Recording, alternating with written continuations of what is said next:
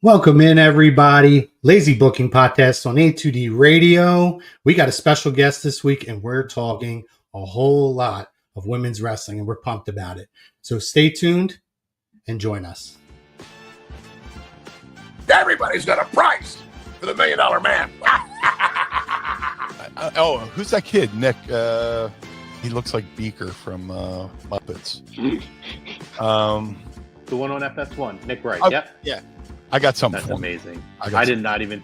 I love that. If I get 5 women and they're all in the same room with me, we're going at it at 110%.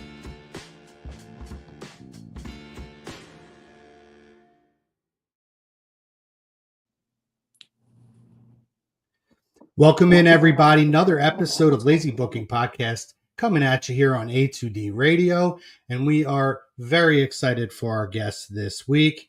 I am Michael Chromiak, joined by one of my co-hosts, also one of the wrestling connoisseurs here on A2D Radio, host of In This Very Ring. This is Andy Ritter, and we are very excited to welcome our guest this week.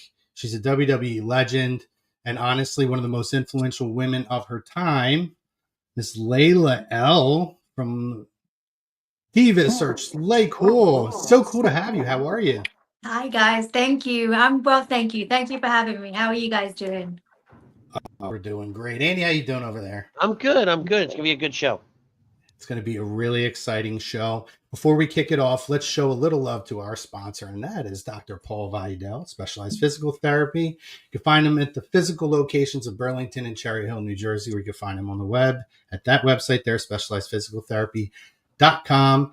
If you have any kind of aches and pains, any kind of long-lasting injuries that are going on, let the doc and his specialized team, his award-winning team, help you guys out and set you up on a program to get you pointed in the right direction. So this is a really exciting time for us. We're very excited to have you here, Layla. And what's interesting is I started this podcast in 2016, and I just want to get this out of the way. And this is not a blowing smoke thing, but I have to say this is one of my most exciting interviews because I always said before I even started doing interviews, if I went that way, there were specifically 3 men and 3 women that I wanted to interview, and you were on my list of women that I would like to interview. Wow. Well, thank you. I'm very flattered. Thank you. Yeah, so we're very excited to have you on here. And obviously, as we all do, we are on Agree to Disagree Radio. We want to start us off with a topic of conversation. So we're going to ask our guest this or read this statement and see if our guest agrees or disagrees.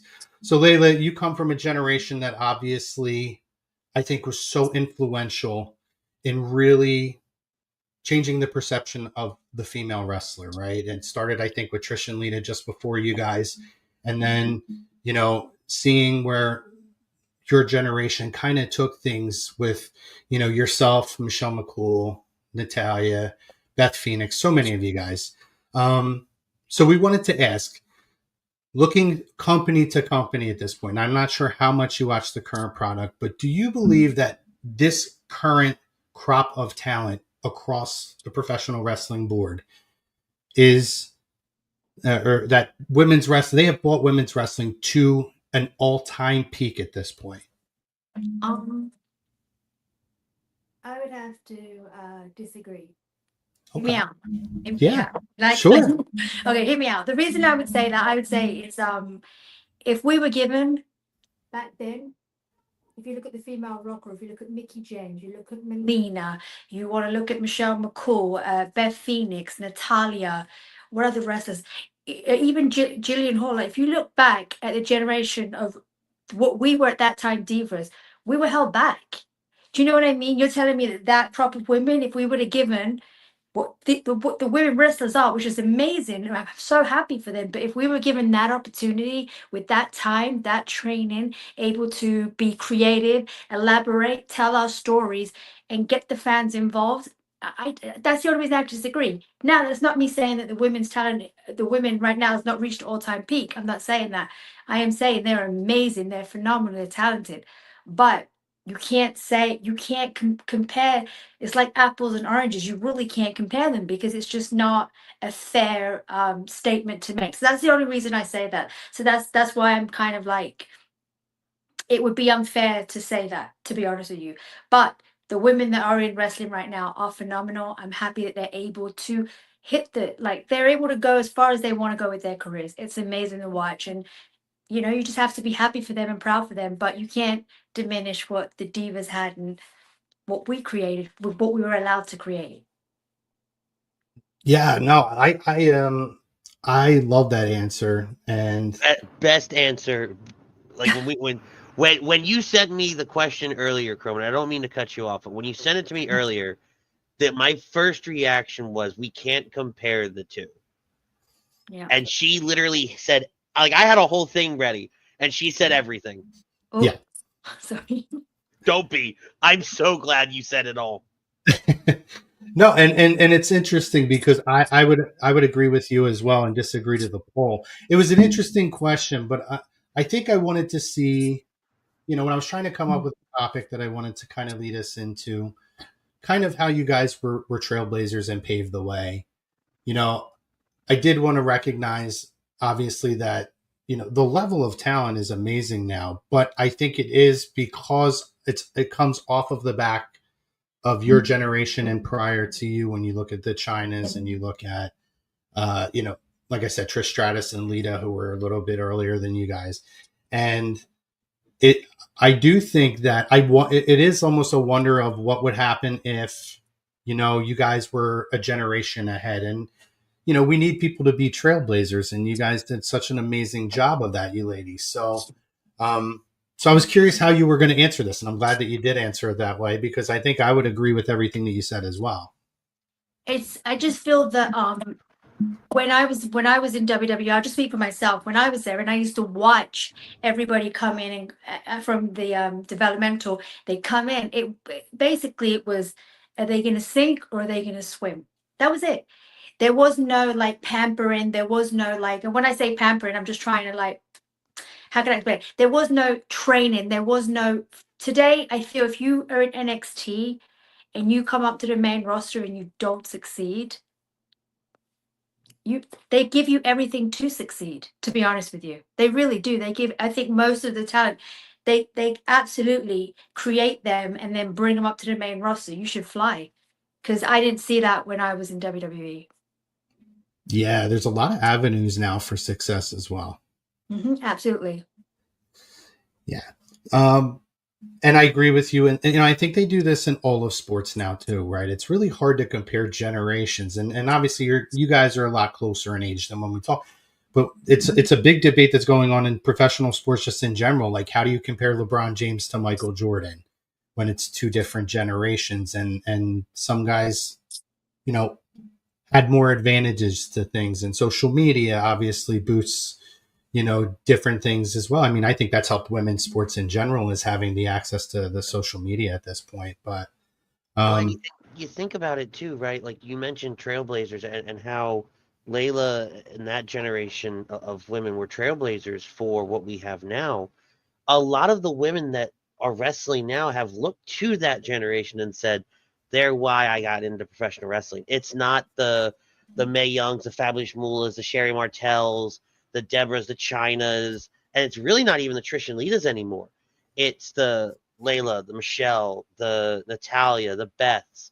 That's the inspiration for what we currently have, and that's why you can't compare. You can't compare what inspired one to become what we have now. agreed. I agree 100%. I think the only person that maybe we could say that about would be China, just because she was on an elite, on her own standing. You know what I mean? Yeah. So I think I think she's the only female wrestler that you could really say that from generations, away. But Yeah, she was way ahead of her time. absolutely. And listen, you got into wrestling in a very unconventional way, right? So they have the Diva Search. So can you talk about that time and what made you enter the Diva Search and what that experience was like for you? Yeah, I was dancing for the Miami Heat, and I was someone reached out to me from casting at WWE, and they said wrestling, and it was a joke. Everyone was laughing at me. Everyone was like, "There's no way we do. It's crazy." So, but I just woke up one day and I said, "I'm gonna do it." So when it was, about our looks and also like personality and just like, so there wasn't any wrestling skills at all, so it's not like I got my moment because of my wrestling skills, which I knew. And I totally like said, I'm just going to go for this audition and see what happens. And during the actual Diva search was very like scary. My first time backstage, I was freaked out. I was really, really freaked out. We had certain rules that, that they told us and they advised us. It was up to us whether we wanted to follow those rules or not. And the fans, when we first went out there, they booed us. That was my first reaction to WWE. Miz went out there, and our first reaction was they booed him. I was like, I was speechless because I was like, how am I eat? Like I've never experienced booing before in my life. I've always had like clapping applause after each performance. So I was like, what's this? So it was definitely challenging. It was definitely eye-opening experience and a moment in my life that I will treasure for always because it gave me the opportunity to live a life that I could only have dreamed of and seen things that I could only have dreamed of. And I knew had to put my head down once I got the contract, and I was gonna learn. I was gonna learn because I wasn't offered training when you won the Diva Search because you're already on TV and they felt like you already had a following. They don't take you back to developmental. You stay on the road. You have to be on the road. So I've trained on the road. So that's where I got my experience. So I got to learn everything basically out there in front of like millions of people, which I'm gonna tell you is like the most terrifying thing because you don't want to you want to do well, but you're not. It's just I didn't have the skills. You know what I mean? When I first started, so you're like if you're like you feel like you're letting so many people down. You're letting yourself down. You're letting the people who have trained and worked so hard to be able to be called wrestlers, and then you got someone out like me going out there going, so there was so many like there was so many things that I had to overcome. There was fear of going out there and just looking like a fool until I got it right. But I was able to dance, so that saved me. So I could be an extreme expose and do that and train while I was on the road. So that was a blessing for me. That was my first like experience with the Diva Search and WWE. Yeah, and you did. You just a quick follow up before we get into where I know Andy's going to take us next. So you were able to use that background, right? And then you were a part of, the ECW, WWE's version of ECW. And then at that same time too, you also kind of transitioned a bit into doing some of the managerial valet work as well. Yes. So you really did kind of cover, the whole cycle of different positions on screen. And what was that period like? Did you feel a little bit more comfortable now being able to, I guess, get a little tenure with the company by utilizing the skills you've been using and also to learn on the job as well, or was it still very, very stressful? I think anyone you ask who worked for WWE, maybe for that period of time, you never feel like safe or comfortable. You never know what's going to happen. You know what I mean? Like you you you just never know. So no, I never really felt like safe or like confident, but I was respectful and I was willing to learn and I was willing to do whatever I had to do. And, so I think that made it easier for people to trust me. And that's why I think I was able to be a valet, be able to, be the dancer for a minute until I got better and understood the wrestling business and stuff like that. But I don't think I've ever felt safe there. Even when I was in LayCool, it was great. It was awesome. But it's just you never really feel 100% secure. I think it's great that you brought up LayCool because we're gonna skip right to the part where I think WWE straps a rocket ship on your back and sends you to the moon because late 2009 you become part of easily one of the most memorable women's tag teams of all time with Michelle McCool, WWE Hall of Famer Michelle McCool. Walk us through how does it get pitched to you that you're going to be paired up with Michelle, and going right into that, what I think is probably an iconic program with Mickie James, which is really what put you guys on the map and said, hey, everybody needs to watch them now. Absolutely. So first of all, with LayCool, it was never pitched. It was Really? never supposed to be me. It was never an idea. It was Michelle and I. Stephanie wanted to do a mean girl angle, and it was supposed to be, I think, Michelle McCool and Alicia Fox. I was just the filler.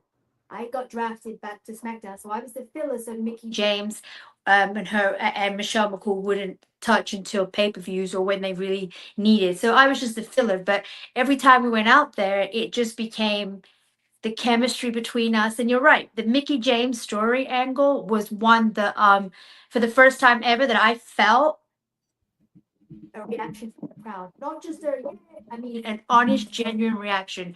Michelle and I were literally like getting women threatening us ringside. Like they took that storyline so seriously. They really believed that we were those mean girls, that we were saying that about Mickie. So it was a great moment in women's history, especially from the Diva era, because it solidified, oh, wait. The fans do want to see this, or the fans are invested in this. So to me, it was just, LayCool just happened organically. It wasn't, and we never even discussed it. Just one day, it was just like, we need a name. And that was like, and then after that, it just kept happening, just kept working. Yeah, and I want to follow up with that, because what a lot of people don't remember, and some do, some don't, is you guys are also managed by Vicky Guerrero for a long while too. So you guys kind of become this trio of Great group. Yeah, like just pure chaos in the best ways possible. And I think it was around that time where you guys were getting the most television time of the women because of just how organically you guys got over. What was it like with having Vicky Guerrero being thrown into that fold, and then kind of going on even to WrestleMania and so on and so forth? For one, to work with Vicky as well was just like it was amazing. I'll be honest with you, half the time that we were walking out with Vicky, couldn't hear a thing. Couldn't hear a thing over the booth. Like, I'm being honest with you, there were moments, what is she saying? What? Like, because I'm waiting for moments. We have cues. I couldn't hear anything. I know Michelle could. I'm looking at her and I'm like, what? We couldn't even hear each other. Like, what is she saying? What is she saying? It was amazing to be in that crowd and just hear that just the electric, it was like electric. It just felt like so much energy was just drawn, and to us, and it was like, I still remember it now. It was moments that I know all three of us ladies will treasure. It was great times, and especially that we were three women. We weren't men. We were three women out there, standing out there and getting reactions from the fans, and not just, reactions. Yeah, it was nuclear. Yeah, absolutely. That we even didn't we? If I remember clearly, that Kelly defended the World Heavyweight Championship with Edge. If I remember, we were in that match, right? It was I think so, yeah. With Dolph Ziggler, and Vicky, I remember that. That's how powerful it felt out there. That was the first time that a female was defending, I think, the World Heavyweight Kelly. Like, that's amazing. Yeah, I mean, you guys, it is crazy the history that you guys made as well, right? Like, you're so far ahead of your time. Again, when you look at the women's tag team title division now, right? But what was so much fun about you guys, and this is like twofold. Obviously, we had 2 Divas titles, we had 2 women's titles, and at one point you guys split the title almost like charm bracelets, which was an amazing idea. I want to know whose idea that was.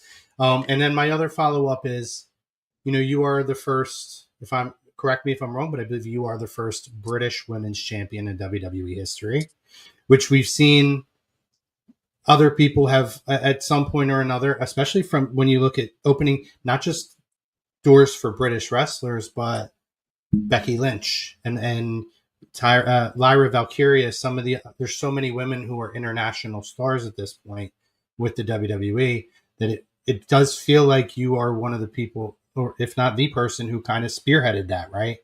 So, Yes. what is that honor like for you? And I have to know, whose idea was it to split the titles like charm bracelets? Okay, so the first question, the answer to the first question was it was Batista, Dave Batista's idea. He literally was walking out of a room and said, "Hey, I just told Vince, you guys, because we had those little necklaces, remember those little Yeah. necklaces?" And he's like, "You guys should do that with a title." That was it. It was his idea. Wow. It was his idea completely, 100%. And That's then amazing. yeah, it was amazing. It was. I'm so happy that he thought of that. That because I think that is just. I would like everyone remembers that. If you think of LayCool, you remember the titles. It's literally the titles, Yep. you know. Mhm.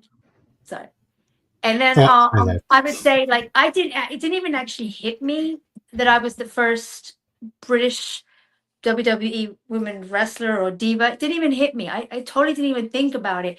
And then one day someone brought it to my attention. I was like, oh my God. And the only reason it didn't hit me was because I think Vince, when I first joined the Diva Search, he thought I was Latin because I auditioned from Miami. Oh, In Miami. So he did, you know what I mean? So it never really like caught on. I was just and then I'm also the first Arab woman, which I didn't know either. I just found that wow. out the other day. I had no clue. So I'm also I'm the first British woman and the first Arab woman to be a part of WWE. Yeah. That is amazing. Wild. No clue. I had no clue. And look how diverse that the roster is now, too. It's crazy. Absolutely. It's amazing. Very amazing. Because at the time when I was there, I think when I joined the Diva Search, I also had like that curly hair. And everyone was like, pulled me aside. They're like, you're not going to win. Just so you know. See the blonde girl over there? She's going to win. And I was Wow. like, okay, it's fine. Let's have fun. Why not? Let's have fun. Wow. So, you know. Yeah. Andy? So I also wanted to point out you were also the first Diva Search winner to have won a championship too. So you just stacked on firsts throughout your entire career. I think Eve wasn't she? I think Eve. I'm not too sure. I want to say Eve was the first Diva Search winner. I think. I'm not too sure. I think I was the first one to win the women's title, the women's championship, the WWE Women's Championship. I think. I have to look that up. I just have Yeah. you were the first one to win the championship. But I want to go into kind of more towards the back half of your career, right? Yes. And more specifically, right, like after you go away, you have your knee injury, and you go away, you come back in Extreme Rules of like 2012, and you start feuding with Beth Phoenix. What was that like, kind of being more on your own, and after been with LayCool for so long? It was very daunting. It was very like scary, you know. And Yeah. I enjoyed it for what it was. I just feel like I should have had a better character. I should have done a lot more better character work and came back in a better way instead of just winning the title and that was it. Like there's so many things I look back at, but what I will say is that I enjoyed working with Michelle. I like working off somebody. I do very well like that. I really do. I think I produce better work when I have somebody that I can work off and stuff like that. But then again, it was different. It was definitely different. I missed my partner. And then I just got used to it, kind of thing. I look back, I just regret that I didn't do a better character and didn't evolve in a better way that I think that I could have. Okay. Wow. A couple more things. I think it's important to ask this question, and I know I've had a few people when people found out you were going to be on bring this up, that they want to hear from you. You were part of the first women's tables match with Natalia. Again, it's like knocking down doors left and right.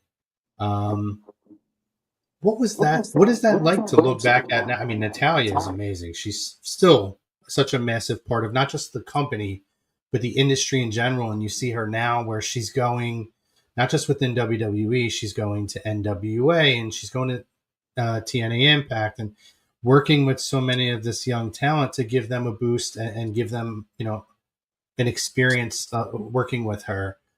What was that like for you to be a part of such a huge moment, as well as, give me your thoughts on Natalia, just because she's so tremendous. Well, Natalia is amazing. Like, look at her career. Her career speaks for herself. Her longevity speaks for herself. All you can say is she evolves. She evolves. She works well with people, and I don't think there are many people that will have one bad word to say about Natalia, work wise or backstage. So I think everything that she's stayed solid and consistent her entire career, and all I can say is hands off to her. Like, congratulations, because she's still up there, she's still doing good, and I think that she's still gonna have a huge career after she steps out of the ring, but involved in wrestling. And she teaches women. She's always there, she's always wanting to help and help the new talent evolve.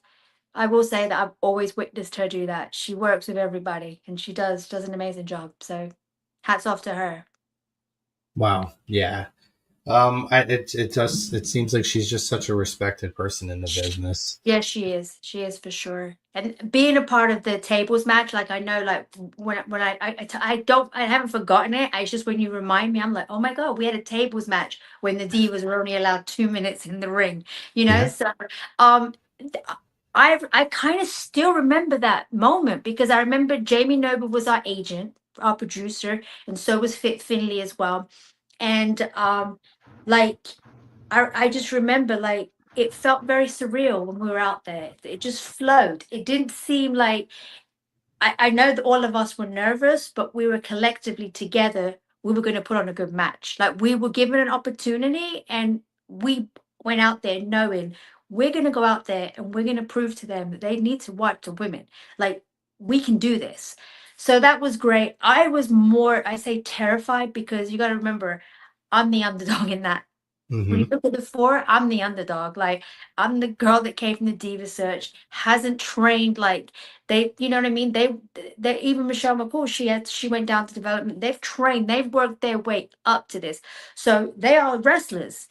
You've got Natalia, Beth Phoenix, Michelle McCool, and then you got Layla. Like, I was terrified. So I knew in the back of my head that I was like, don't mess this up. Don't Yeah. be the one to mess this up. And because they were so great, so giving, and they worked with me too, I was able to lift myself up too. So, when I look back at it, I kind of get teary eyed. And the actual end of the match, that wasn't supposed to be the end. Wow. Michelle and I were supposed to break the tables, Mm-hmm. right? But people didn't break. So Natalia, there you go. She did a splash onto us. Wow. Broke the table. Yeah. It's a great match, and if anybody hasn't had a chance, go back and check it out. I have one last question, because we are running low on time, and we're so grateful for the time that you gave us. And this is a question that I like to ask any of our guests who have participated, because WrestleMania is just such a special event. And I believe you participate. I know of at least 226 and 30. What was your experience like? Even if you just want to talk about your first WrestleMania experience, and that moment of coming out and kind of seeing, anywhere between 60,000 to 100,000 fans, and just feeling that electricity. What was your experience like for your first WrestleMania, which I believe was 26? Yeah, might be. I think one was with Extreme Expose, May Young and Mula. I think we did a pre-tape. That was fun. But coming out the first time, it felt like white noise. I don't know if that makes any sense to you. It just felt like white noise, because it was so loud. But it was just like, you're just looking around at everybody, and you're like, but it's a moment that I will never forget. It's a moment that I will always treasure, and always feel privileged that I was even able to do that. And when you have everybody in the same arena, all focused on just one thing, they just want to have a good time. They just want to go out there and love wrestling. They're here because they love wrestling. It's just, you can't even explain it. It's just, I hope everybody gets to attain that once. or feel Wow. that electricity. Just feel it just once in their lifetime. Wow. Very, very special. And we'd love to hear about those kinds of stories. But Layla, we want to thank you for your time today. Oh, Such great insight into your career and obviously the women's wrestling, a walk through the different generations and the contributions to get us to where we needed to be today. So thank you so much for your time. Do you have anything coming up? I think you have an appearance coming up. Do you have anything you want to put out here, promote, any projects or anything? yeah, I have some appearances coming up. If you can find me on social media, on X, it's MSLAYEL, and then on Instagram, it's LAYEL, Layla. I do have appearances. I'm going to be doing the big event, WrestleCon in Jersey. I am also working on a podcast. It's called Lay Talk. It's I can't keep saying it's coming out, but it's been put on hold until it is coming out. It's totally about the diva era. Everything. Well, I want to celebrate these women. I want to show our careers. I also want to tell the fans backstage, like what happened backstage. Also, the stuff that happened that, why certain women didn't succeed, why women didn't succeed, and we're going to get to hear their stories. I'm going to have the actual divas on the show, so it's not just me talking. We're going to actually go in depth and celebrate the diva era and the diva search, and have a good time about it too. Have some laughs about it too. We have to take it so serious. So it's called Lay Talk Podcast. Sorry, at Lay Talk Podcast. My apologies. It's on Twitter and on Instagram already, and it should be up soon. Amazing. We can't wait. So good.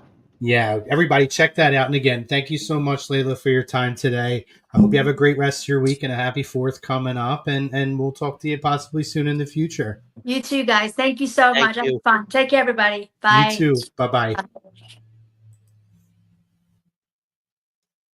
That was fantastic time. Yeah, fantastic time there with, again, it's crazy when you think about, and this is why she was somebody that I'm telling you, back when I had a list, I have tried to contact her back when I first started doing these. Mm-hmm. I remember talking about her.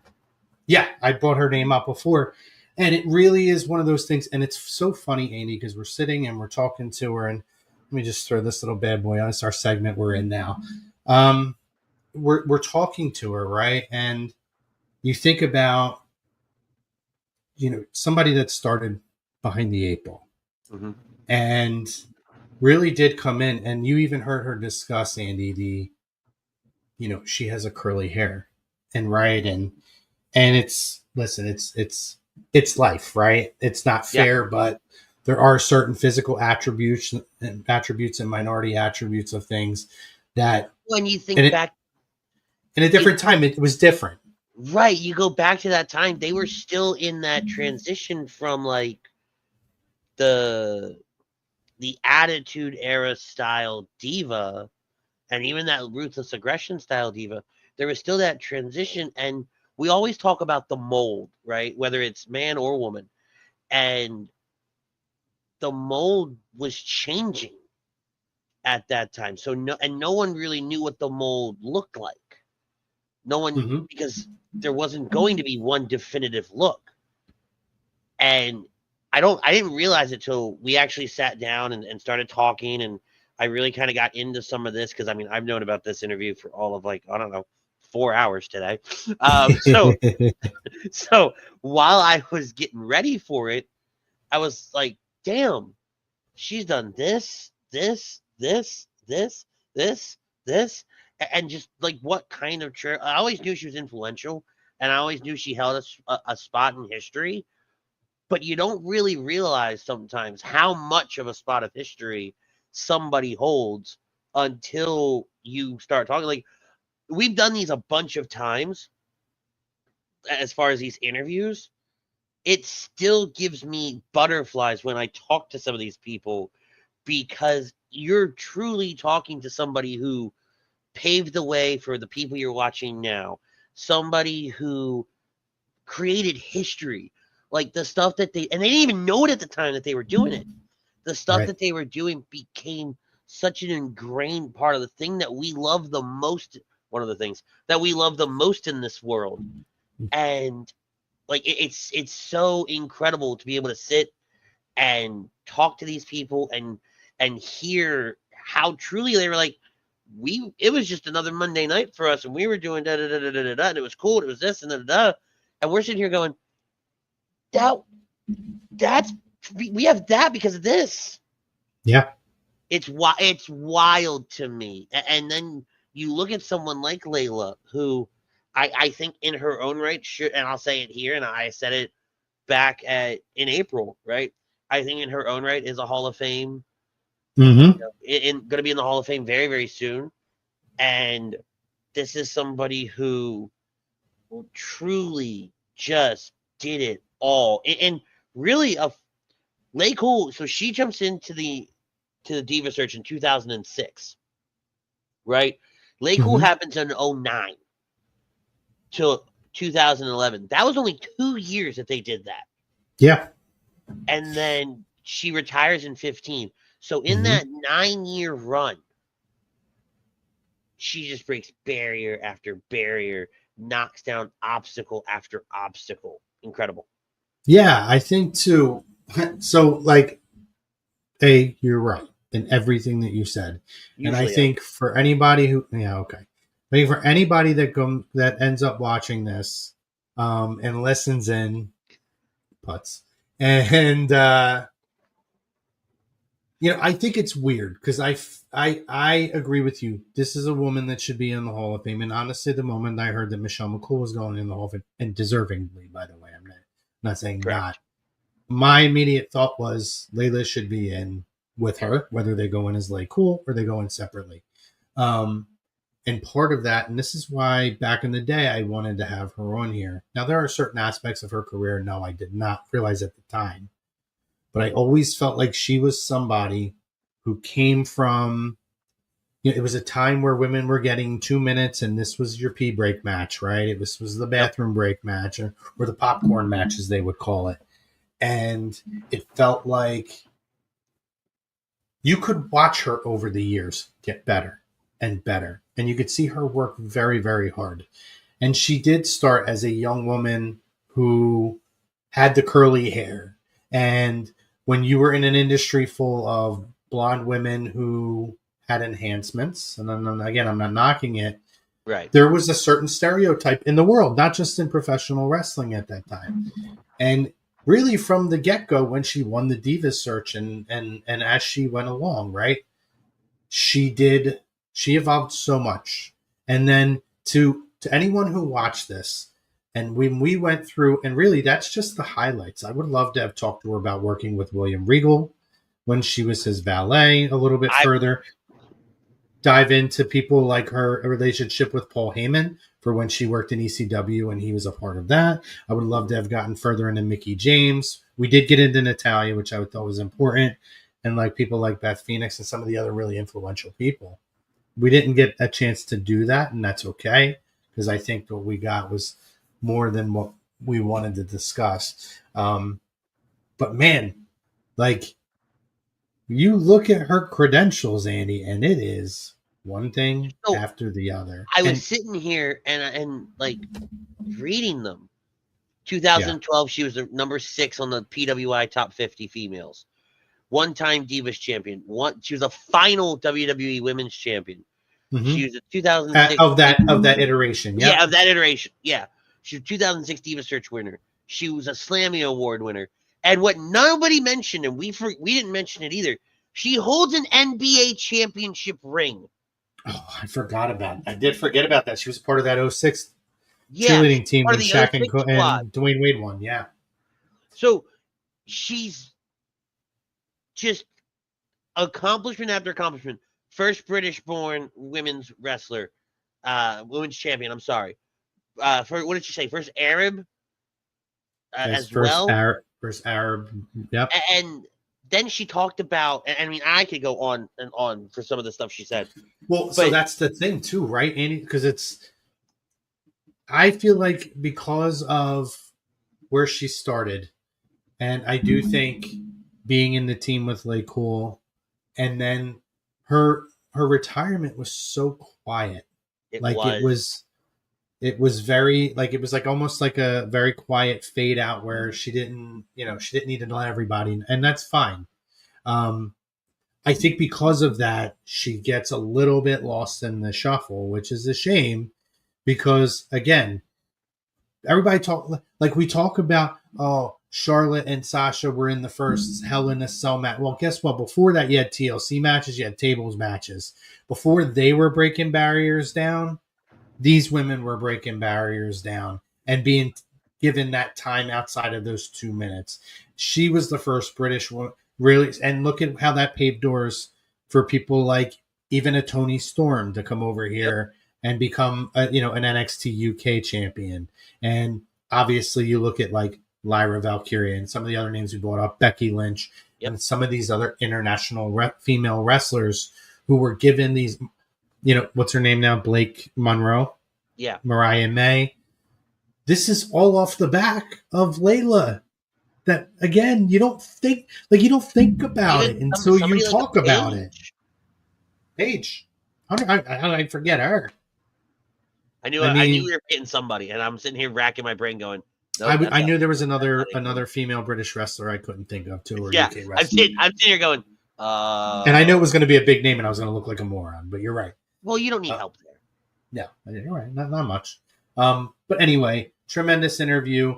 I think we should. I'm excited for the podcast, Lay Talk podcast. So and I have to say, I am very excited to see what kind of guests that she has on, and also I almost feel like we should now start like now that we listed it out, we should be starting the Layla for Hall of Fame movement at this point. Amen.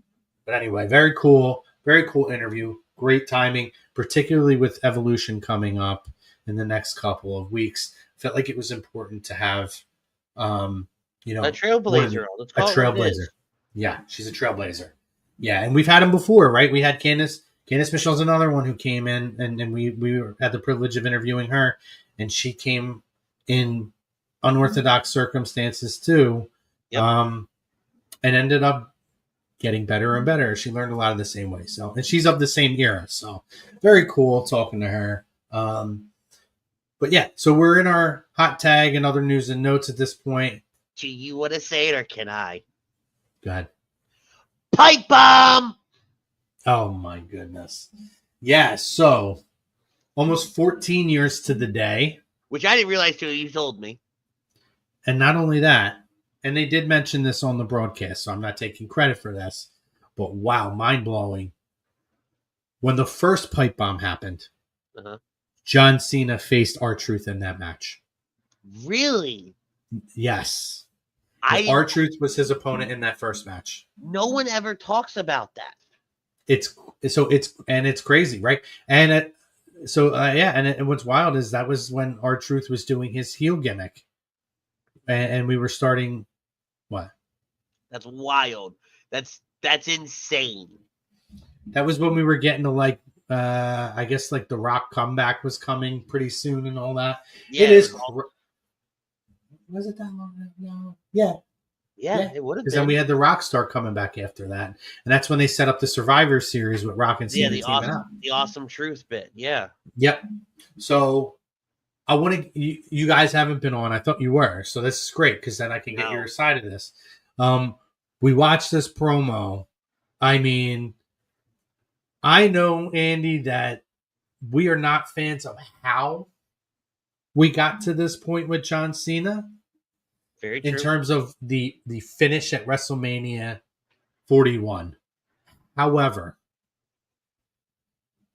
this heel run has been awesome.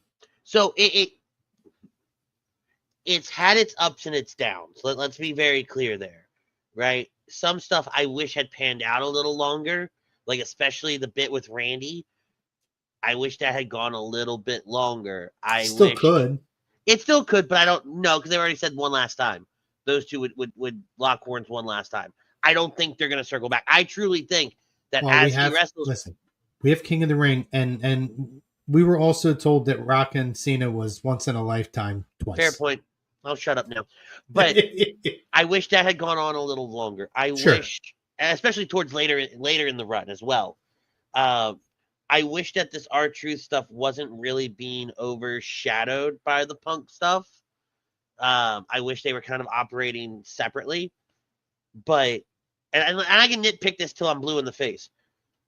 I was kind of on Cena post WrestleMania. I was like, all right, not a lot of this is making sense anymore. We didn't get the payoff with The Rock. Move on to something else, right? Give me to the next bit. Once Punk walked out a few weeks ago and stared him in the face and said, well, isn't this ironic? I knew we were in for a treat. Nobody, there's not a single human being alive on this earth today that can tell me they saw John Cena dropping that pipe bomb promo. What was it, last Friday on SmackDown? Yeah. This past Friday, yep. This past Friday. There ain't a single human being alive that said they could have done that. And when I tell you my man put on a master class on how to cook somebody, he truly went out there. And while at first I was like, man, I don't like it because it's too similar to the pipe bomb, right? There were too many similarities for me. The more I stewed on it over the weekend and even until last night, and my buddy Jax was over here last night watching Raw, and he goes, this was everything John wanted to say 14 years ago, but never got the opportunity to, was never allowed to. And as soon as that was said, it was like a light bulb clicked in my head. And I was like, oh my God, you're right. It is. This is just truly the follow-up. I think stylistically, it was beautiful to have Punk in the ring while doing it. And if you watch Punk, he cracks a smile a few times in there. And then he realizes, oh God, the camera's on me. Right? Like, he has that moment of, this is great. But it was fantastic. And it makes you just look towards Saturday afternoon, which don't get me started, but it makes you look towards Saturday afternoon and go, fight. I don't care about the rest of it. Fight. Yeah, and we'll see what happens with that, right? So, I mean, that's a whole other conversation that you can read about on the internet in terms of airspace and if they're even going to be able to have a show over there. I don't think digress. so, but that's, again, but I digress. We'll move on as if this is happening. Yes, so you came around on it, so I'm just going to reply to your initial reaction first. Yeah, please. Which I feel I've had a different, and I stand by it. My reaction was different because when this happened,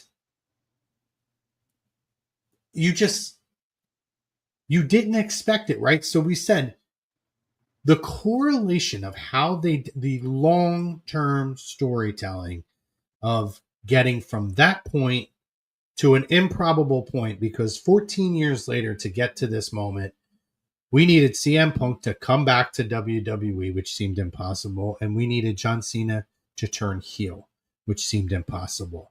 And in John Cena's heel turn, obviously, within that 14 years, R-Truth got fired. We needed the fans to will his rehiring for him to be able to come back.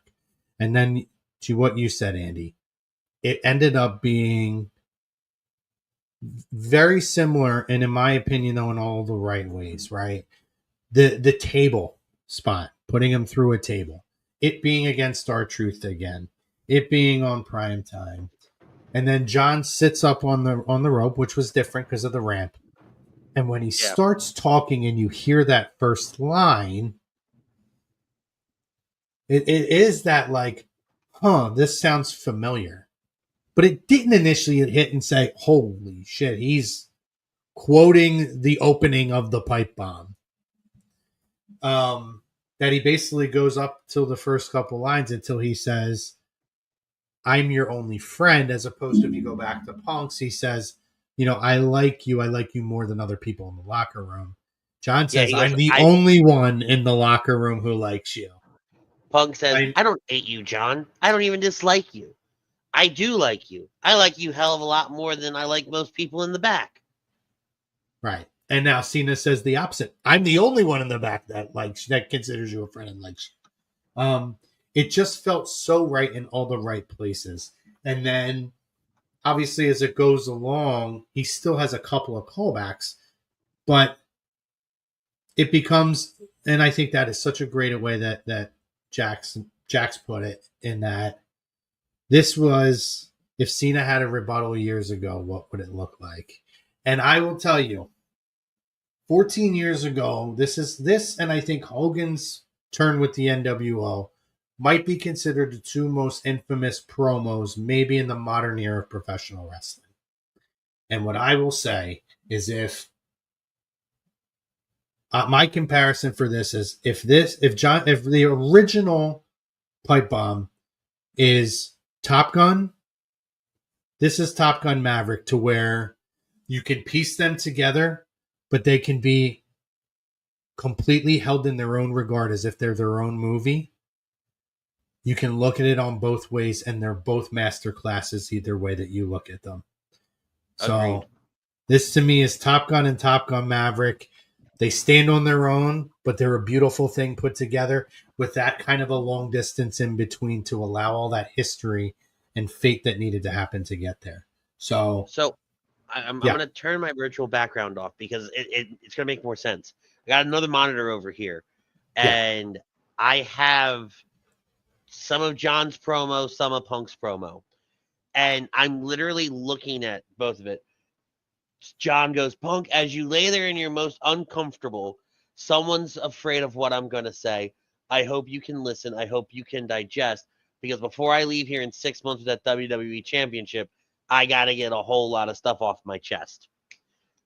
Punk goes, John Cena, while you lay there hopefully as uncomfortable as you possibly can be, I want you to listen to me. I want you to digest this, because before I leave in 3 weeks with your WWE Championship, I have a lot of things I want to get off my chest. mm-hmm. Genius! The Mhm. subtle changes between the two. John going, someone's afraid of what I'm going to say, where Punk's like, haha, no, we're talking. And Mhm. then John going, I hope you can listen. I hope you can digest. Just, it's so stylistically good. And as you read it and I say it, it's like John literally sat there, and because we know John is really good at, that rap career, has that rap background and everything. He wrote a diss track using the pipe bomb as his inspiration. Mm-hmm. And it reads that way. It sounds that way when you hear it. Incredible.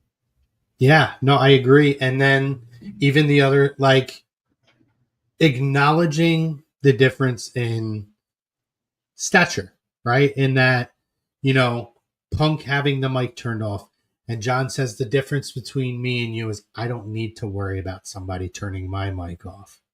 Mm-hmm. The entitlement and the arrogance of that. And those are the changes, to where you get a subtle callback, but then you put the John Cena spin on. It was brilliant. And we've seen John give a lot of great promos in his career when he would do the different diss tracks. I'm telling you, By far the best. This might be his best he had his entire. And just where he laughs and the way he laughs and the smugness on his face, he's become really good at this. Yes. And it really does come off like people would talk.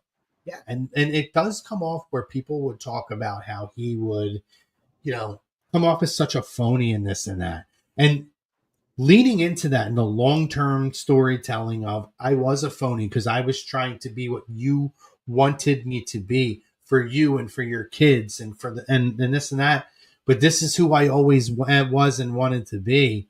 And how natural it looks now just kind of sells that. Oh my god. I gotta ask, because chest kiss. We know that Punk calls out, Colt Cabana in that original pipe bomb.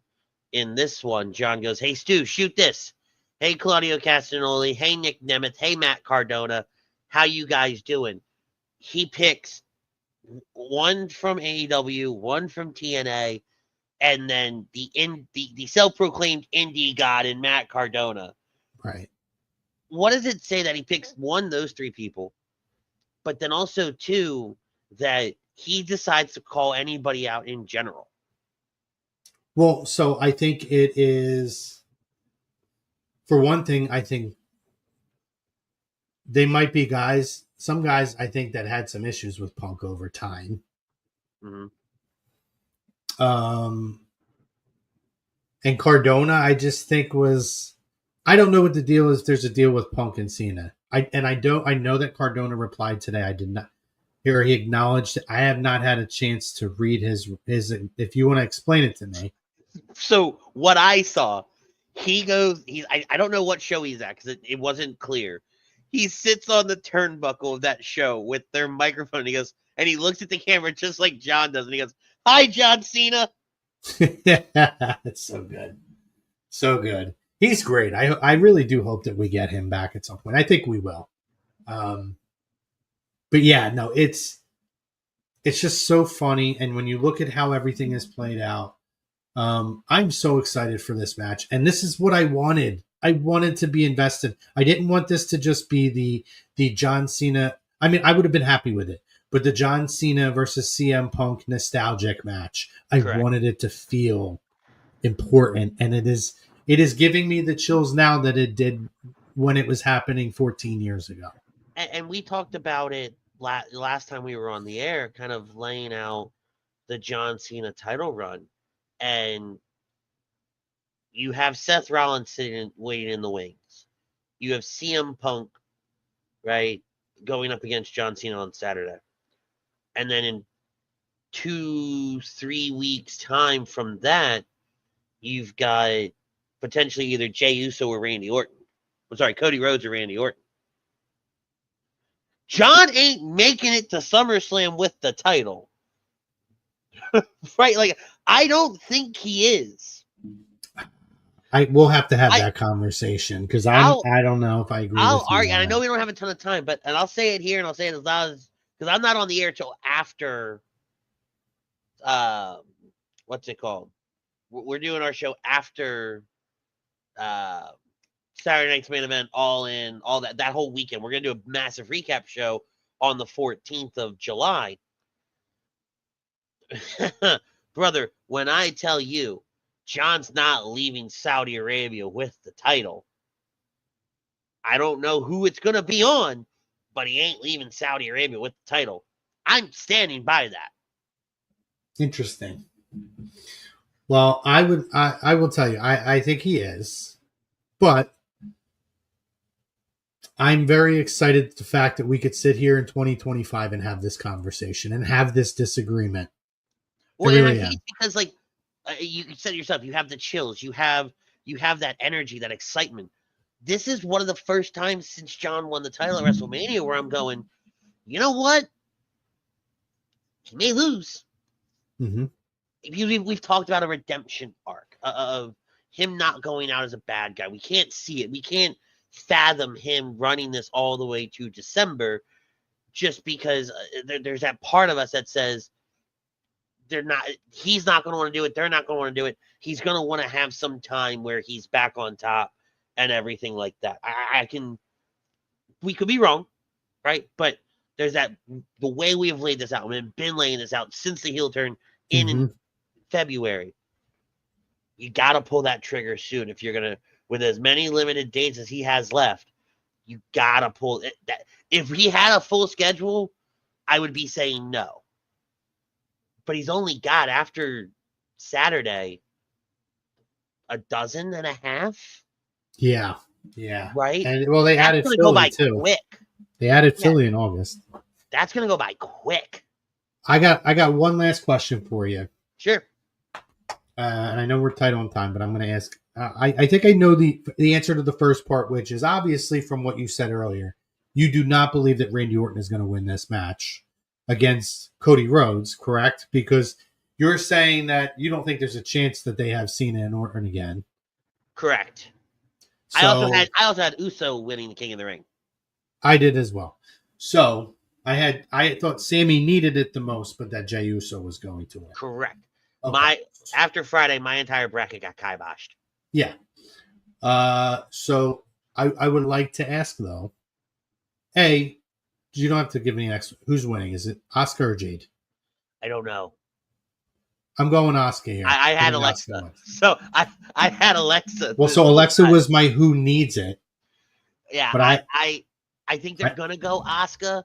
I think we're getting Asuka and Io at SummerSlam. But I could also see it Jade, because then you have Jade with the title shot. Naomi cashes in. Jade maybe. wins, right? So like some of that, but I don't know.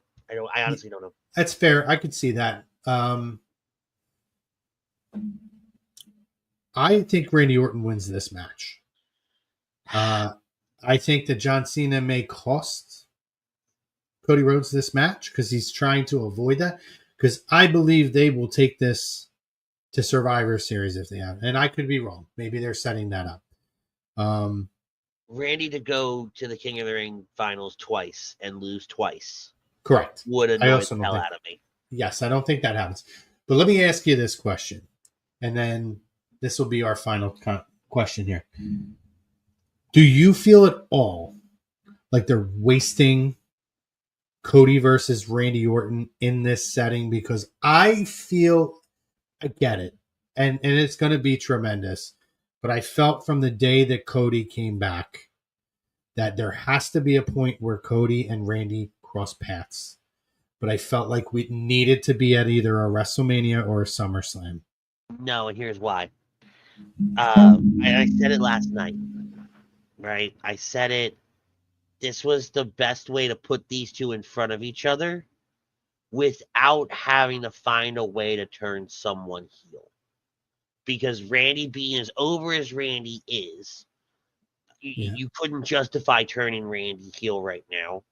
Cody being Cody, if you're turning him heel, it better be something better than Randy. I'm sorry, no disrespect to Randy, but it better be for something better than you had your opportunity in February to turn him heel. You didn't pull the trigger. Now you got to wait a little bit. So this was the best way to give the people what they want. A match that needs no build-up, that all eyes are going to be glued to. And it's that first tease. Yeah. Because I do think we see this match again later, but to do it the first time, a tease with a match that has high stakes. Right. If it was just the old school King of the Ring where it didn't matter and you just get to carry around a scepter and a robe, I would have hated it. Yeah. But this match now has implications that set up for your SummerSlam main event, that set up for, because some people consider Survivor Series WrestleMania season. Mm-hmm. I've always equated the wrestling season to like the football season, right? And you have kind of, preseason and the kickoff in that August, September time frame. So we're getting into it.